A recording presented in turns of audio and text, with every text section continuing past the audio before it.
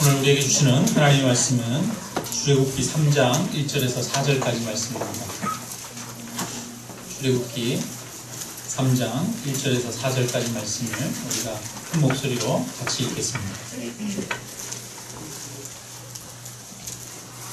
같이 읽습니다.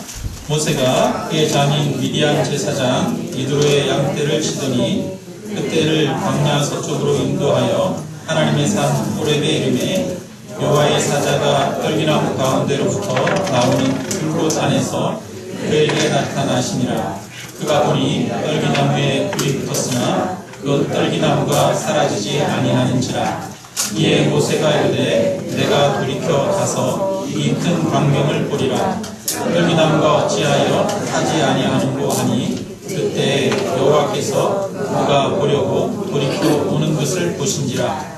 하나님이 떨기나무 가운데서 그를 불러 이르시되 모세야 모세야 하시매 그가 이르되 내가 여기 있나이다. 아멘. 할렐루야. 네. 오늘 또 이렇게 함께 모여서 하나님 앞에 예배 드릴 수 있게 여건과 환경을 허락해 주신 하나님께 감사드립니다. 성경에 보니까 하나님은 일을 감당한 여러 사람들을 이렇게 부르셨는데요. 그들을 부르신 나이나 아니면 그들이 일한 그 때가 보면 결코 젊은 때가 아닌 나이 많아서 쓰임받은 그런 사람들이 굉장히 많습니다. 아브라함은 75세에 하나님이 하란에서 그를 부르셨어요. 또 모세는 80세에 부름을 받았습니다. 우리가 잘 알고 있는 갈렙은 85세에 헤브론을 정복했습니다. 그래서 사람들에게 하나님은 이렇게 늦은 나이에도 부르셔서 사용하신다고 그러면 어떤 사람들은 그럴 거예요. 그거는 성경에 나오는 이야기지 이렇게 말할 수도 있을 것 같습니다. 그래서 이렇게 글을 찾다 보니까 이런 내용이 있더라고요.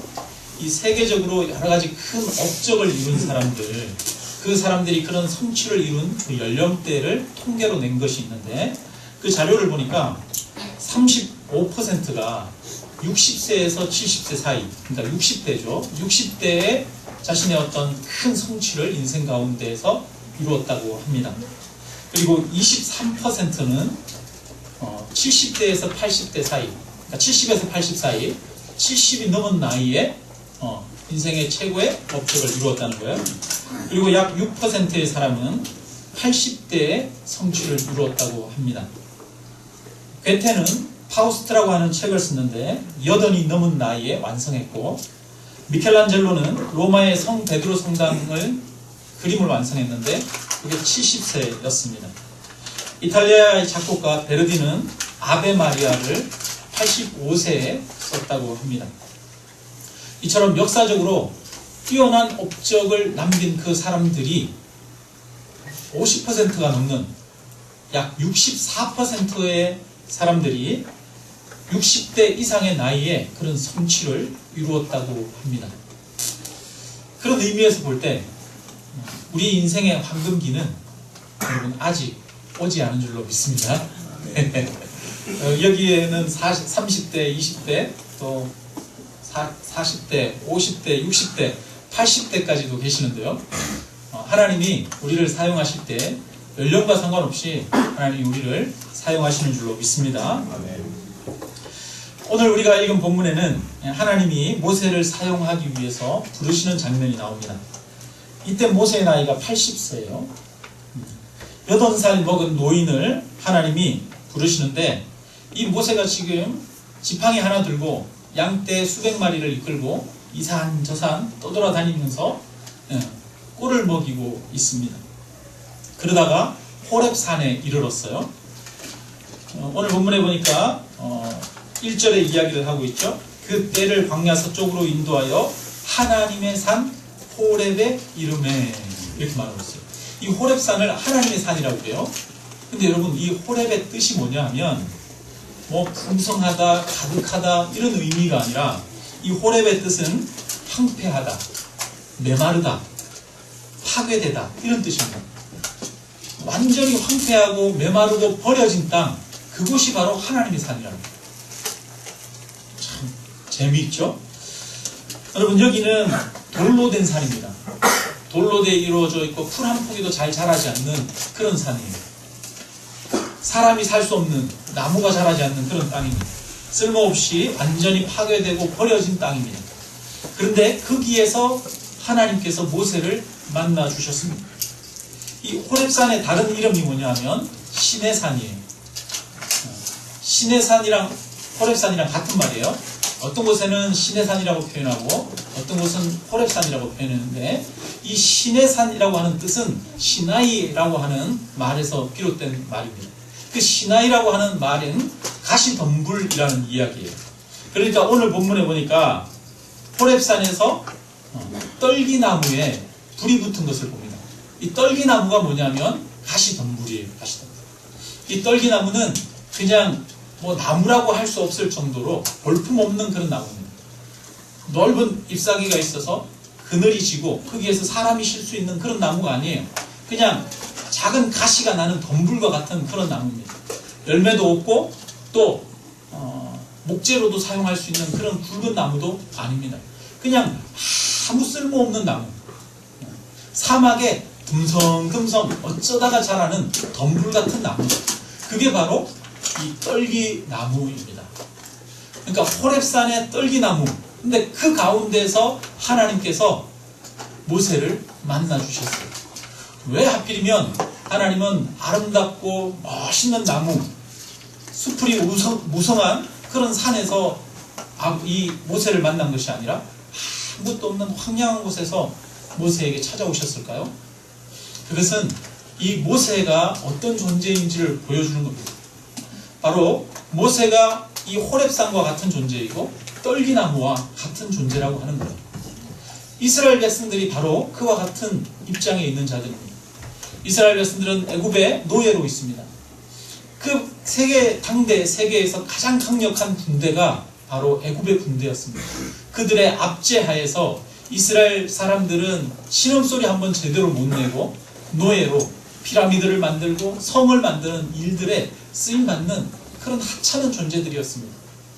지렁이도 밟으면 꿈틀댄다고 하는데 한번 꿈틀대지도 못하는 그런 민족, 아무 힘이 없는 나약한 민족, 버려진 민족이 바로 이스라엘 백성들이었습니다. 뿐만 아니라 모세도 마찬가지입니다. 모세도 40세에 살인자가 되어서 한때는 애굽의 왕궁에 있었지만 지금은 아무도 살지 않는 광야에 와서 거기에서 양떼를 치면서 이 산 저 산 떠돌아다니는 지팡이 하나 들고 있는 80세 노인이 되었습니다. 마치 떨기나무 같은 그런 인생입니다. 여러분, 그런데 모세만 그런 것이 아니라 바로 저와 여러분이 이 떨기나무와 같은 그런 인생이라는 겁니다. 어쩌면 우리가 바로 호렙산입니다. 우리가 떨기나무입니다. 이러면 나는 호렙산 아닌데요? 나는 좀 쓸모가 있는데요? 이렇게 생각할지 모르겠어요. 여러분, 그런데 하나님이 보시기에는 바로 우리가 호렙산이고 우리가 떨기나무 같은 그런 사람이라는 것입니다. 마르고 황폐하고 쓸모없는 그런 존재들이라는 것입니다. 그런데 하나님은 그 떨기나무 가운데 불로 임하셨습니다. 그 하나님이 80세 모세에게 찾아오셔서 그를 사용하시겠다고 말씀하셨어요. 모세가 양을 치다가 이 호렙산 떨기나무에 불이 붙었는데 신기한 장면을 봤어요. 여러분, 가시덤불이나 이런 데 불이 붙으면 어떻게 됩니까? 금방 이렇게 막 활활 타오르다가 불이 꺼져버리잖아요. 우리가 그 볏집이나 이런 데 옛날에 그 볏갈이라고 그러죠. 이런 거 쌓아놓은데 가을에 불이 나거나 그러면 금방 타오르고 있다가 금방 꺼져버리거든요. 마치 가시덤불도 불이 붙으면 그래야 되는 거예요. 근데 가시덤불에 불이 붙었는데 꺼지질 않는 거예요. 모세가 그것을 보고 이 신기한 광경을 내가 보리라, 이 큰 광경을 내가 보리라 그러면서 놀래가지고 그 가시떨기나무로 가까이 다가갔습니다. 그랬더니 그 불꽃 가운데에서 하나님께서 모세야 모세야 라고 부르셨습니다. 모세가 내가 여기 있나이다. 그리고 자기 신을 벗고 하나님 앞에 두려워 자기 얼굴을 가립니다. 떨기나무에서 꺼지지 않는 불, 이것은 아무 쓸모없이 금방 타버리는 그런 나무에도 하나님의 불이 붙으면 꺼지지 않는 능력의 불이 된다는 것을 보여주는 것입니다.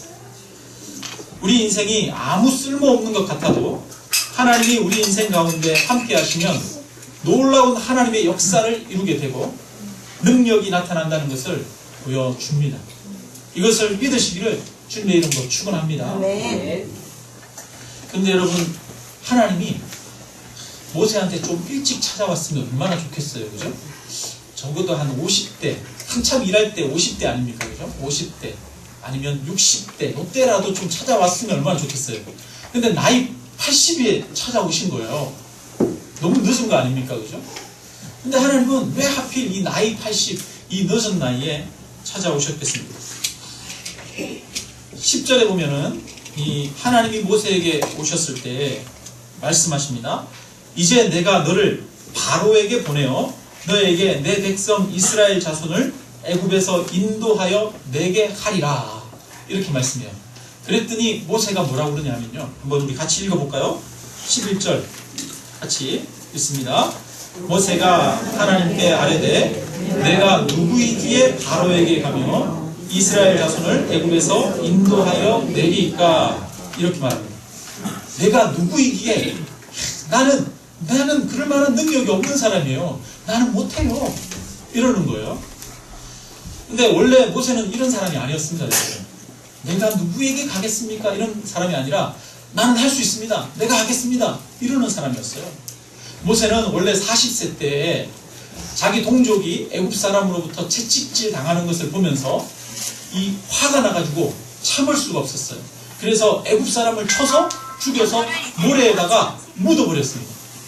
그러니까 이 모세는 자기 동족, 자기가 좋아하는 사람들, 이런 사람들이 고통당하고 아파하면 그냥 두고 볼 수가 없는 사람이에요. 그래서 자기가 일어나서 뭔가라도 해야만 하는 그런 사람이 바로 이 모세입니다. 그런데 지금 그런 모세가 하나님이 내가 너를 이스라엘 백성들에게 보내서 너를 통해서 이스라엘 백성들을 애굽에서 건져내겠다 이렇게 말하니까 모세가 말합니다. 내가 누구간데 그들에게 가겠습니까? 이렇게 말하는 거예요. 나는 못합니다. 나는 그럴 만한 사람이 아니에요. 이렇게 이야기하는 거예요. 여러분, 이런 모세, 왜 모세가 그런지 이해가 가시죠? 왜냐하면 이미 80세잖아요, 나이가. 그죠? 젊은 나이도 아니고 80세요. 게다가 이 광야에서 지내면서 40년 동안을 목동으로 지내면서 양을 쳐보니까 양 100마리, 200마리만 쳐도 양들이 이 목자의 말을 잘 들어요? 잘 안 들어요? 이리 가라 그러는데 꼭 저쪽으로 가는 양도 있어요. 그죠? 그렇지 않습니까? 여러분, 사람 10명, 20명만 모여도 각자 이야기가 다 다르잖아요. 근데 이스라엘은 몇 명이냐 하면 장정만 60만이 넘어요.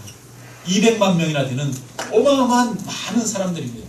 그 사람들을 애굽에서 끌어내는 거예요. 그런데 그 애굽은 어떤 나라냐 하면 그 당시에 세계에서 가장 강대국이에요. 군사력이 가장 강한 나라입니다. 지금으로 따지면 미국과 같은 나라예요. 미국과 같은 그 나라에서 종살이하는 민족이 애굽 민족인데 그 수십만의 사람들을 마음을 모아가지고 끌어낸다는 것은 도저히 불가능한 일이죠.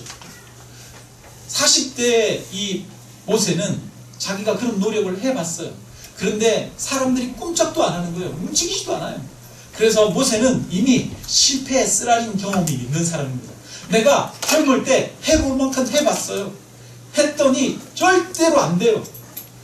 그거는 하나님 안 되는 거예요. 안 되는 거예요. 하나님, 내가 누구간데 이미 80이 넘었고 40대에도 안 됐는데 내가 누구간데 그 일을 하겠습니까? 나는 절대로 못합니다. 안 되는 일입니다. 라고 이야기를 하는 겁니다. 모세는 완전히 기가 죽어버렸습니다. 하나님이 모세에게 몇 번이나 이스라엘 백성들에게 가라고 그렇게 얘기하는데도 모세는 계속 여러 가지 핑계를 대면서 거부합니다. 내가 너를 이스라엘 백성들에게 보낼 테니까 가라. 그랬더니 하나님, 내가 이스라엘 백성들에게 가서 누가 나를 보냈다고 합니까? 그랬더니 스스로 있는 자 여호와 하나님이 보냈다라고 얘기해라. 그랬더니 하나님, 내가 가면 그 사람들이 믿지 않을 겁니다. 그랬더니 하나님께서 기적을 보여주셨어요. 지팡이를 던졌더니 뱀이 되고 뿐만 아니라 물을 부었더니 피가 되는 놀라운 기적들을 보여주셨어요. 내가 이 기적들을 이스라엘 백성들 앞에서 행하게 하겠다. 너는 가라. 그랬더니 하나님, 나는 입술이 둔한 자입니다. 그래요. 그래? 그러면 내가 너와 함께 할 사람을, 내가 너 입에 할 말을 넣어주겠다. 그랬더니 하나님, 버릴 만한 자를 보내십시오. 이야기를 하는 거예요. 모세가 하나님이 가라고 그런데도 2번, 3번, 4번 계속 나는 못 가요. 나는 못 가요. 나는 못해요. 계속 그러는 거예요. 여러분, 그런데 하나님은 왜 이렇게 나는 못해요. 나는 못 가요. 이러는 사람 모세에게 찾아오셨을까요? 여러분, 하나님이 쓰실 수 있는 사람은 나는 못해요. 나는 못해요. 못 가요. 라고 하는 사람을 쓰실 수 있기 때문에 찾아오십니다. 내가 할게요. 나는 할 수 있어요. I can do it. 이러는 사람을 하나님이 사용하는 게 아닙니다. 하나님은 오히려 나는 못해요. 나는 연약해요. 나는 불쌍해요. 라고 하는 사람들을 사용하시는 하나님이신 줄로 믿습니다. 그래서 하나님은 40대 모세에게 찾아오신 것이 아니라 80대의 모세에게 찾아온 겁니다. 하나님께 쓰임받는 사람 1단계 관문이 뭐냐 하면 나는 아무것도 아니라는 것을 깨닫는 겁니다. 나는 내 힘으로는 아무것도 못한다는 것을 아는 거예요.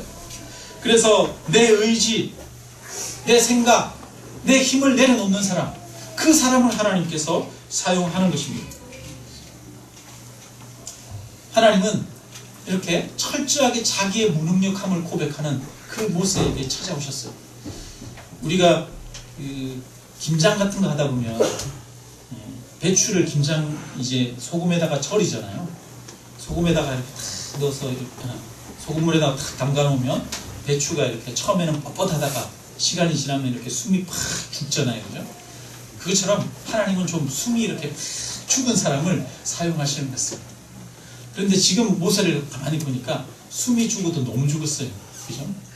하나님이 소금을 너무 많이 쳤나. 완전히 나이 80이 되니까 그냥 모든 것들이 다 포기가 되어버렸어요. 근데 하나님이 아브라함을 통해서 역사하실 때도 마찬가지예요. 하나님이 아브라함을 75세에 부르십니다. 하란에서 내가 너에게 지시하는 땅으로 가라. 그렇게 해서 부르셨는데, 그러면서 하나님이 축복하신 말씀이 뭐냐면 내가 너로 하여금 큰 민족을 이루겠다. 이 말씀을 하셨어요. 민족을 이루려면 아기를 낳아야 될 거 아니에요. 근데 아기가 안 생기는 거예요. 하나님이 분명히 민족을 이루겠다 약속하셨는데 아브라함 나이 85세가 되도록 아기가 안 생기는 거예요. 그러니까 사라가 기다리다 못해가지고 그때 사라의 나이는 아브라함보다 10살이 이제 어리거든요. 75세죠. 처음에 이 사라도 65세 때 하나님 앞에 부름을 받은 거예요. 너로 하여금 내가 큰 민족을 이루겠다 말씀하시니까 65세에 이 사라도 자녀를 낳을 기대를 가지고 있었어요. 그러니까 약 10년 정도를 더 기다린 것 같아요. 여러분, 가끔 해외 토픽에 보면 60대 된 할머니가 아기를 낳는 경우가 있지 않습니까? 그러니까 여러분, 사라가 아기를 낳으려면 아브라함을 부르셨을 때 그때 당장에 아기를 낳아야 될 거 아니에요. 근데 10년을 기다렸는데 아기를 안 낳는 거예요. 그러니까 사라가 어떻게 했냐면 결국은 포기를 해버렸어요. 야, 이거 내가 하나님 기다린다고 해서 되는 게 아니다. 그러니까 젊은 여인을 아내로 맞이해가지고 자식을 낳자. 그래서 하갈을 아브라함에게 아내로 후처로 줍니다. 그래서 하갈을 통해서 이스마엘이라고 하는 아들을 낳죠. 근데 하나님은 그러고 나면 그냥 가만히 있으면 될 텐데 하나님 그제서야 아브라함에게 나타나십니다. 아브라함에게 나타나셔서 야, 하갈을 통해서 낳은 이스마엘이 내 상속자가 되는 게 아니라 사라를 통해서 낳는 자가 내 상속자가 될 거야 라고 이야기하는 거예요. 근데 그때 나이가 아브라함이 99세, 사라의 나이가 89세였어요. 사라가 하나님이 그렇게 말씀하시는 것을 문 뒤에서 들었어요. 아브라함이랑 하나님이 얘기하는데 내년 이맘때에 사라가 자식을 낳을 거야. 그러니까 사라가 문 뒤에서 그 얘기를 듣고 있다가 웃었어요. 여러분, 사라가 왜 웃었을까요? 좋아서 웃었을까요? 아이고 참 될 이야기를 해라고 이렇게 웃었을까요? 하나님 될 만한 이야기를 하세요 이런 의미로 웃은 거 아니에요? 그거는 절대로 안 돼요 이런 의미로 웃은 거 아니에요? 그죠? 그러니까 사라가 문 뒤에서 이렇게 듣고 웃었어요. 웃었더니 하나님이 사라 보고 내가 웃었냐? 그러는 거예요. 그랬더니 사라가 하나님 저안 줬어요. 그랬더니 나중에 하나님이 자식의 이름을 이삭이라고 하라고 합니다. 이삭의 이름이 뭐냐 하면 웃었다는 뜻이에요. 웃었다는 뜻이에요. 하나님은 아브라함을 75세, 사라 나이 65세에 부르셨는데 자녀를 낳게 하는데 아브라함 나이 100세, 인간적으로는 죽은 것과 같은 그 나이에 하나님이 이 사라에게 자녀를 낳게 하십니다. 여러분, 왜 하나님은 이렇게 나이 많아서 이제 도저히 인간적인 능력으로 자연적인 현상으로는 자녀를 가질 수 없을 그때에 자식을 낳게 하셨을까요? 그것은 하나님이 하신다는 것을 보여주기 위한 것인 줄로 믿습니다. 너는 못하지만 내가 한다는 것을 보여주기 위해서 하나님이 사라가 기다리다가 좌절하고 절망하고 이제 포기해서 도저히 안 돼요 라고 할 때 그때 하나님은 나타나셔서 하나님은 역사하시는 그런 분이십니다. 여러분, 우리의 구원도 마찬가지입니다. 여러분, 우리의 구원도 내가 이루는 것이 아니지 않습니까? 내가 내 힘으로 내가 구원받을 수 있어요, 내가 하겠어요 라고 할 때 우리는 절대로 구원 얻을 수 없습니다.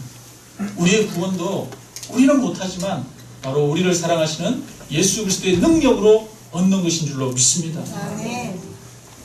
창세기 4장 25절에서 26절에 보면 이 가인과 아벨이 이렇게 가인이 아벨을 죽이고 나서 이 아벨 대신에 하나님이 셋이라고 하는 자녀를 준 이야기가 나옵니다. 이 셋은 이 이름이 대신이라고 하는 뜻이에요. 그러니까 아벨 대신에 준 아들이 셋이에요.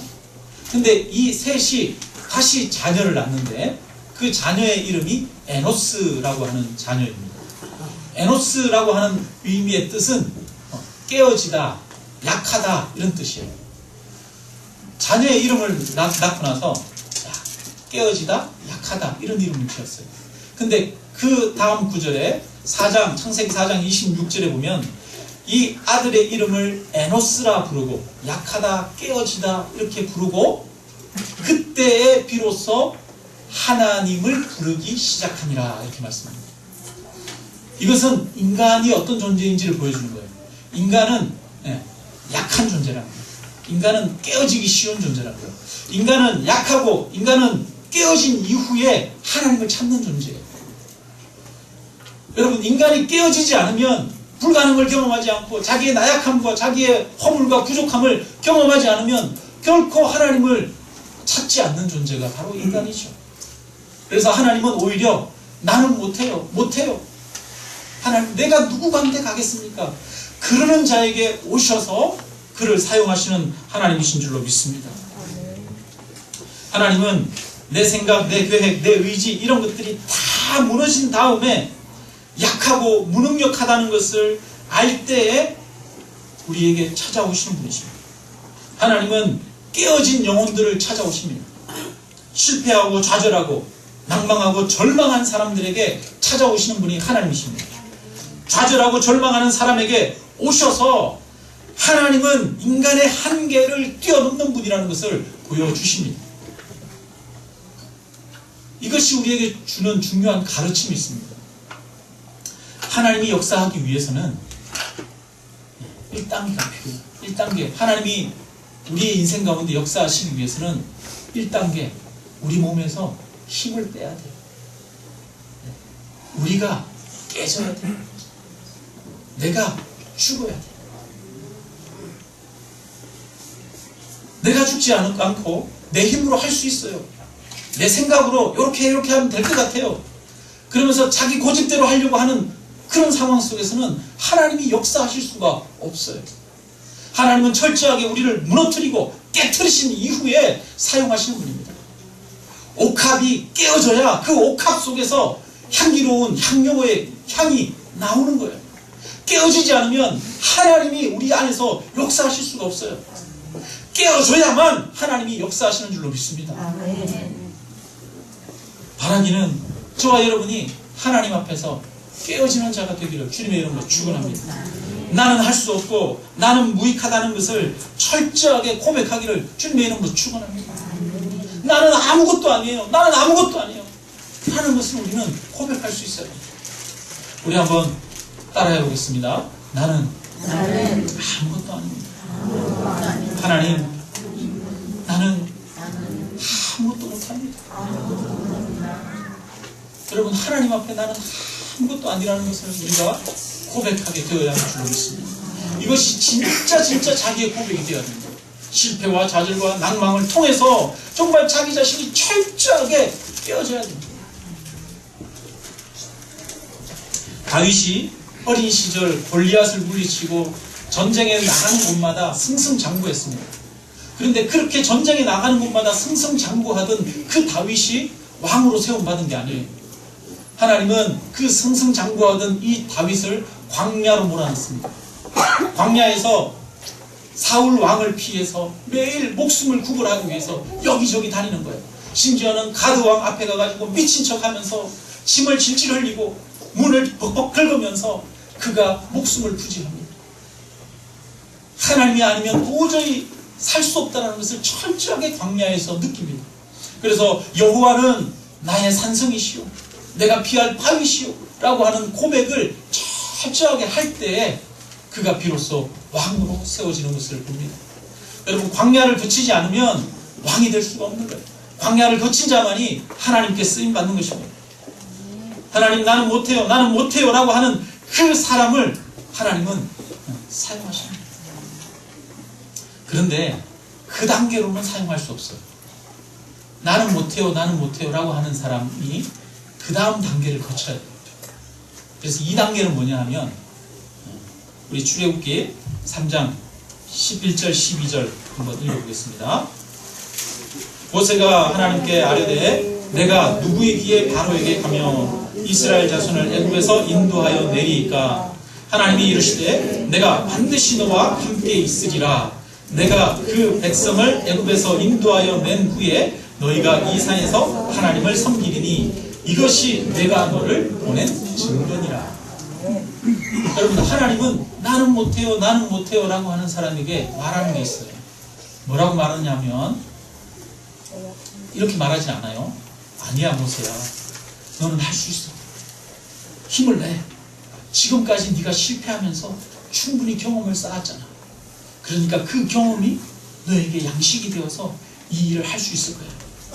실패는 성공의 영혼이야. 너는 할 수 있어.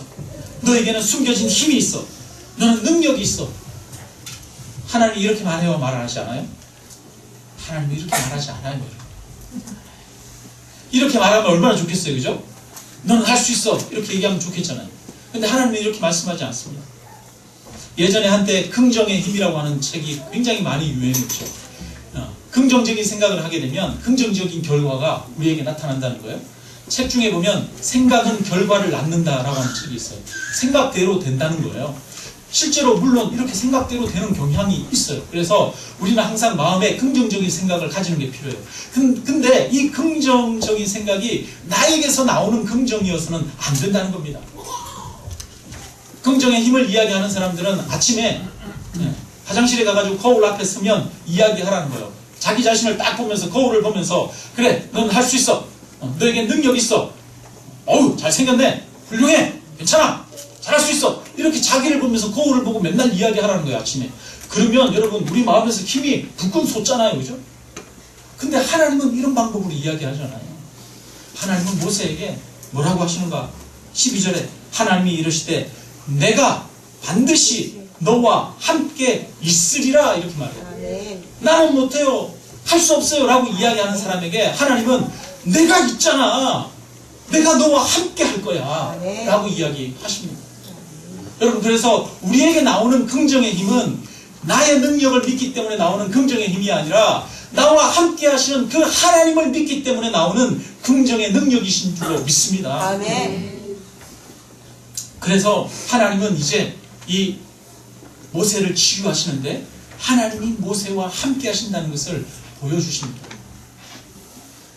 모세가 하나님, 내가 이스라엘 백성들에게 가서 이야기해도 믿지 않을 거예요. 그랬더니 내가 누가 나를 보냈다고 그럽니까? 그랬더니 스스로 있는 자가 보냈다 그래라. 그러면서 하나님이 하나님의 이름을 이야기해 주십니다.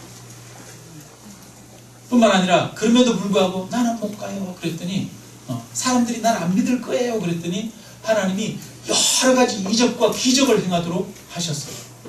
그런데 그래도 나는 못해요. 입이 둔해요. 그러는 거예요. 그랬더니 하나님이 입을 씌우신 이가 누구냐? 내가 입을 짓지 않았느냐? 내가 너의 입에 할 말을 넣어주리라 말합니다. 그랬더니 모세가 또 말합니다. 보낼 만한 자를 보내소서 그래요. 그랬더니 하나님이 내 형 아론이 있지 않느냐? 아론이 지금 너를 만나러 오고 있다. 내가 아론에게 할 말을 가르쳐주면, 네가 아론에게 할 말을 가르쳐주면 아론이 사람들에게 이야기할 것이다. 이야기하면서 그에게 필요한 사람들을 보내주시는 거예요. 그럼에도 불구하고 가기를 주저주저 하는 사람이 이 모세였습니다. 여러분, 사람이 실패하고 좌절하고 절망을 해요. 그런데 실패하고 좌절하고 절망을 하다 보면 이 사람의 이 절망감, 이 마음이 금방 치유되지 않아요. 하나님이 나와 함께 하실 거야. 금방 믿음이 생기지 않아요. 계속 뭐를 바라보느냐 하면 나를 바라보는 거예요. 내가 예전에 실패했었는데, 지난번에 못했었는데, 나는 이런 상처가 있는데, 나는 이런 게 부족한데, 그러면서 끊임없이 자기를 보는 거예요. 자기를. 그런데 하나님이 계속 이야기합니다. 내가 너와 함께 할 거야. 너를 보지 말고 하나님을 바라봐. 너를 보지 말고 나를 바라봐. 이렇게 하나님은 계속 이야기하십니다. 그를 치유하십니다. 그를 회복시켜 주십니다. 바라기는 우리가 이렇게 회복되기를 주님의 이름으로 축원합니다. 여러분, 그래서 우리는 나와 함께 하시는 하나님을 경험하고 나와 함께 하시는 하나님을 믿어야 됩니다.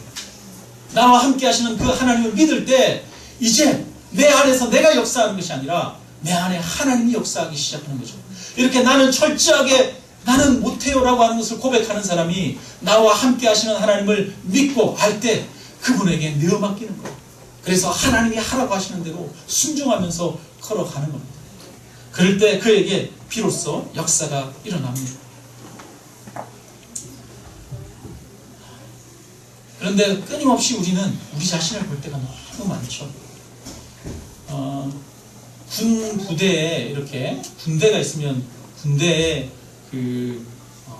관사가 있죠. 이제 군인들이 사는 관사, 그 관사에 이렇게 부부가 같이 함께 사는 경우들 보면 그 자녀들이 있으면 그 자녀들이 서열이 정해진대요. 예를 들어서 자기 아버지가 대령이면 이 아들도 대령이야. 자기 아버지가 부사관이면 자기도 부사관이 된대요. 관사에 살면 그래서 애들끼리도 서열이 야 니네 아버지 계급이 뭐야? 그러면서 이거에 따라서 계급에 따라서 서열이 정해진다는 거예요. 여러분, 애들에게 있어서 중요한 거는 자기가 누구인가가 중요한 게 아니라 누가 중요해요? 우리 아버지가 누군가가 중요해요.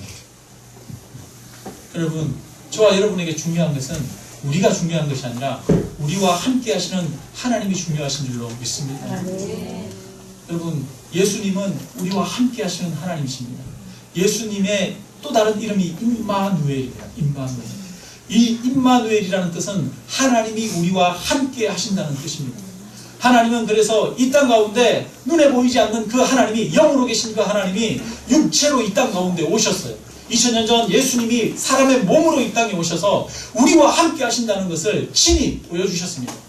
그분이 많은 능력을 행하시고 기적을 행하셨습니다. 뿐만 아니라 십자가의 죽으심으로 우리의 모든 죄를 대신 담당하셨습니다. 이 하나님, 바로 예수 그리스도가 저와 여러분과 함께 하시는 하나님이신 줄로 믿습니다. 그 예수 그리스도는 지금 바로 이 순간 저와 여러분과 함께 하십니다. 그런데 저와 여러분과 함께하는 그 하나님이 더 이상 우리 가운데에서 우리 삶의 능력으로 나타나지 않고 있어요. 여러분, 왜 그렇습니까? 왜? 여전히 하나님이 나와 함께 하신다라고 말은 하지만 내가 아직 깨지지 않았어요. 하나님을 의지하고 하나님 주시는 능력으로 살아가는 것이 아니라, 하나님의 명령과 말씀으로 살아가는 것이 아니라 내 지혜와 내 생각과 내 능력으로 살아가기 때문에 하나님이 내 안에서 역사할 기회가 없는 것은 아닙니까? 바라기는 우리가 떨기나무 같은 그런 자가 되기를 주님의 이름으로 축원합니다. 나의 무능력함과 나의 약함을 하나님 앞에 철저하게 정말 인정할 수 있기를 주님의 이름으로 축원합니다. 모세가 이스라엘 백성들을 인도할 때 모세가 이스라엘 백성들을 먹이지 않았습니다. 하나님께서 하늘에서 메추라기와 만나를 주셨습니다.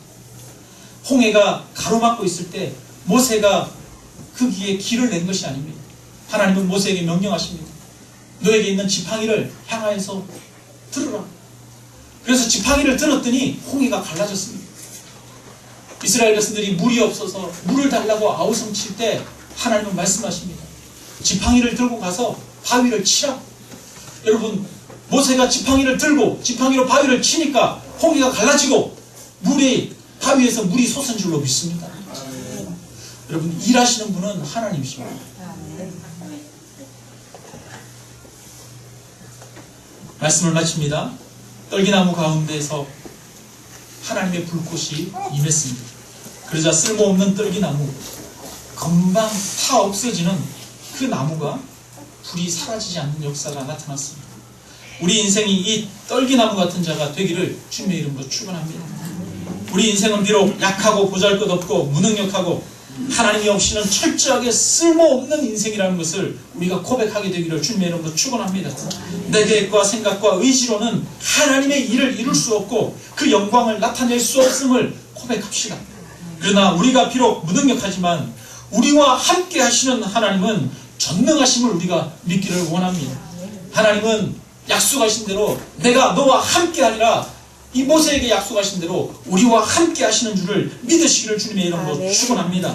그래서 내 안에 내가 일하는 것이 아니라 떨기나무 같은 인생 속에서 하나님의 불이 임해서 끝까지 완전히 타지 않는 것처럼 저와 여러분 가운데 하나님의 성령이 임해서 하나님이 일하시는 역사가 나타나기를 주님의 이름으로 축원합니다. 우리 떨기나무 같은 인생이 되기를 원합니다. 하나님의 불이 임하도록 나를 내어드리기를 주님의 이름으로 축원합니다. 그래서 우리의 약함과 어리석음과 무능력함을 통해서 하나님의 전능하심과 그 능력이 나타나는 역사가 있기를 주님의 이름으로 축원합니다. 우리 한번 찬양하고 함께 기도드리겠습니다. 93장 우리 함께 찬양합니다.